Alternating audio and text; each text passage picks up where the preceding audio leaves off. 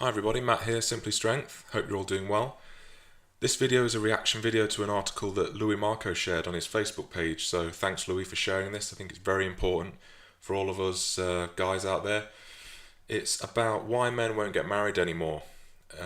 It's a Daily Mail article that's been published over here in the UK, but it's available online, and I'll include the link below.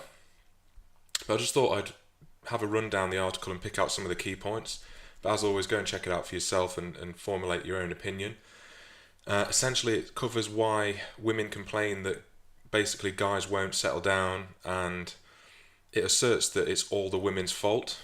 And this goes against the tide, really, in modern thought, which is it's very good. It's a controversial new book, says the article, looking at how the triumph of feminism has meant that men are now second-class citizens.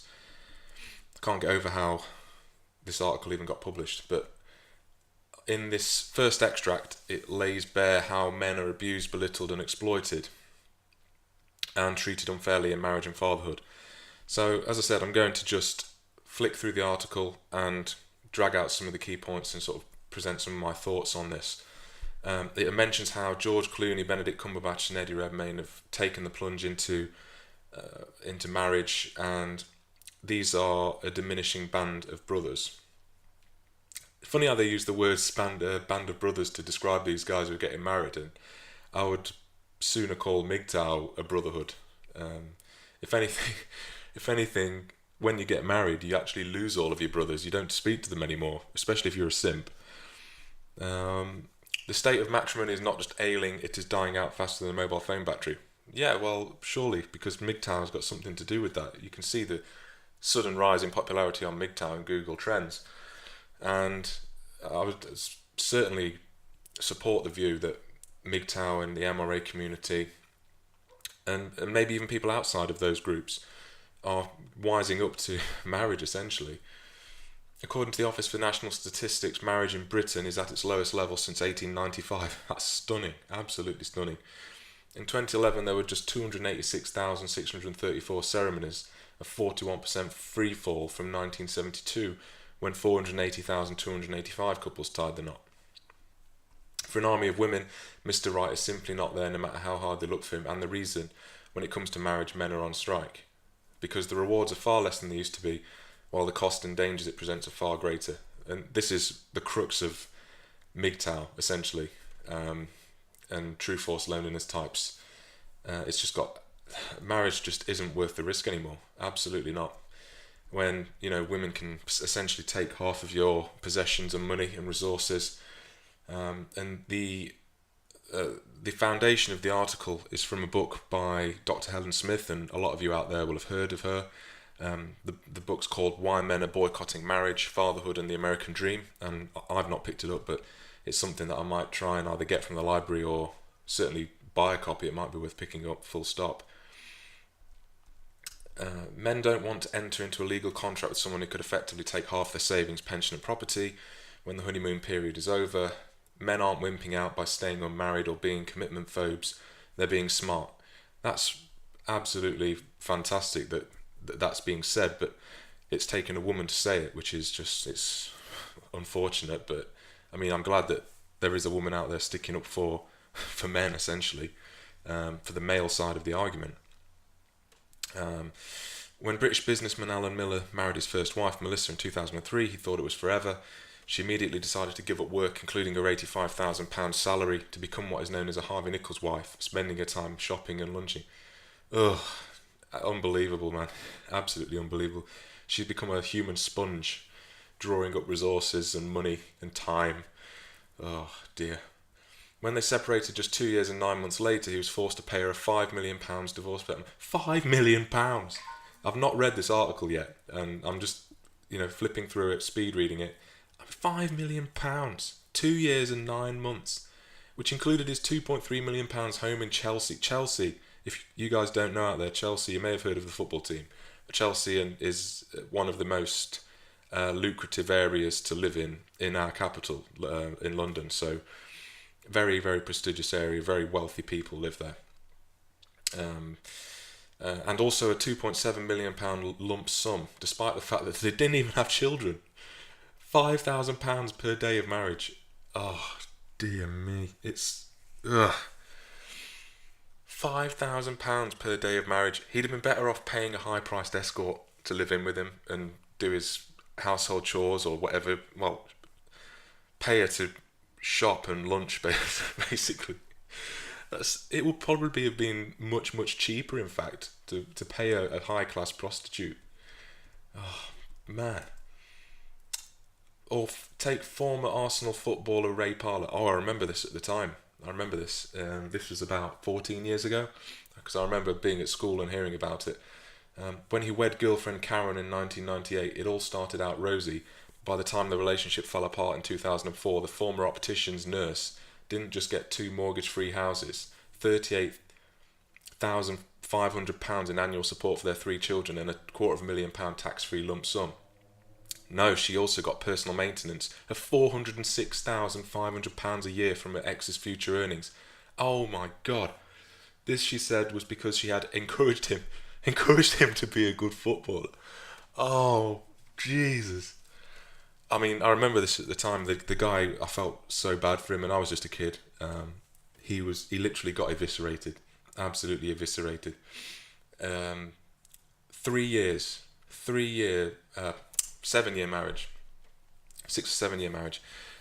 It's astounding. It absolutely astounding. She encouraged him to be a good midfielder. How much did she know about football? Had she ever kicked a football in her life? I mean, my brain is struggling to compute this and really dial it down, but the former optician's nurse didn't just get 2 mortgage-free houses. She owns the house. Owns it. Mortgage-free houses. £38,500 in annual support for their 3 children. It doesn't take that much money to raise a child. How is that even possible? Not only that, £250,000 tax-free lump sum. And then also the £406,500 a year from Ray's future earnings. So not only does he get eviscerated at the time, all of his future earnings from his career are going to her as well. I'm surprised he didn't do something really drastic to himself after that, because that's just, it's crazy, absolutely crazy. I'm struggling for words to describe it. This is precisely why the wag culture rages through our country like an aggressive disease. Girls of 16 aspire to be glamorous girlfriends because it's an easy life, not because they love the game or even the men playing it. Yeah, I'd agree with that, absolutely 100%. You look at most of these footballers' wives.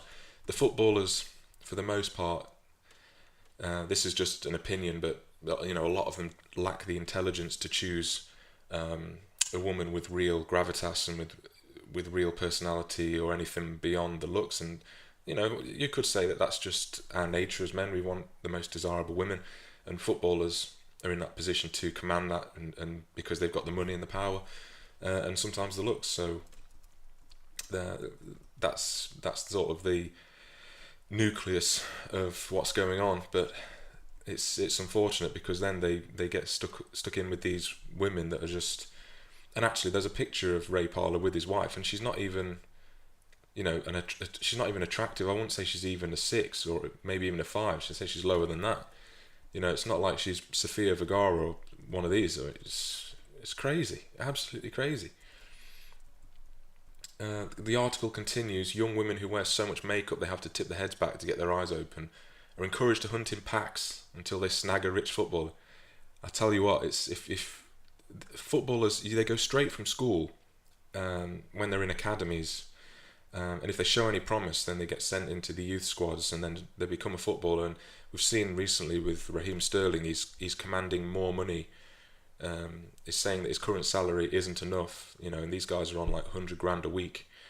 They're not educated. They go straight from that system. They don't get anyone to sort of put an arm around their shoulder and say, look, this is the way things are. Give them guidance, really act as a mentor and support them through their development. They're basically kids still, and they're very vulnerable. And if you've seen the Bill Burr stand-up when he says that no one can prepare you for the platoon of whores that will formulate on the horizon, and as soon as you get that level of success, it's like it's a piece of flesh, it's a piece of meat swimming around in a barracuda infested lake. You're just asking for it, really asking for it. And why is that? Why do they follow this plan, this modus operandi? It's because it beats getting up at 7 a.m, doing the daily commute and actually thinking about something other than themselves. This article just is spot on for the most part. It's when the marriage is over, it's time for the wife to make what Mayfair-based divorce lawyer Camilla Baldwin calls some real money, more than the average person ever dreamed of. She never kicked a football in her life. It's crazy. Especially as some judges, particularly those in London, are renowned for favouring the wife in the division of assets. Oh yes, we all know about that, don't we? We've read all of the horror stories. So what's a man to do? If he's determined to get married, then he must get a prenuptial agreement, otherwise steer clear altogether. Be in a relationship, even live together. No, I'm not going to live together. Sorry, that's not me. I'm not going to live together. I'm not going to get snagged by common law. Even if it doesn't exist in this country, I'm not going to get drawn into the net. Sorry. It carries on. You must get a prenuptial agreement, be in a relationship, even live together, but don't get married, especially if you have any prospect of making money. Sound advice for the most part, in my opinion. American social commentator Suzanne Venker agrees. The problem with divorce settlements, she says, is women want to have their cake and eat it. We messed with the old marriage structure and now it's broken. Back in the old days, stay-at-home mothers got a financial reward because child rearing doesn't pay cash. Now we want total independence from men, but if we divorce, even without having children, we expect to get alimony forever. We can't have it both ways. And you're damn right. Men are getting just battered and bruised. If it was a boxing match, it'd have been stopped by now. Along with the prospect of endless domestic criticism, this is why men are saying I don't rather than I do. Men need marriage like a fish needs a bicycle. Many women have been raised to think of men as the enemy. It's precisely this dynamic, women good, men bad, that's destroyed the relationship between the sexes. After decades of browbeating, men are tired of being told there's something fundamentally wrong with them, tired of being told that if women aren't happy, it's their fault. The rise of women has not threatened men, it's just irritated them. By far the most negative aspect of marriage is the likelihood of being edited out of your children's lives if it all goes pear-shaped by a state that has relegated the role of father to its lowest point ever.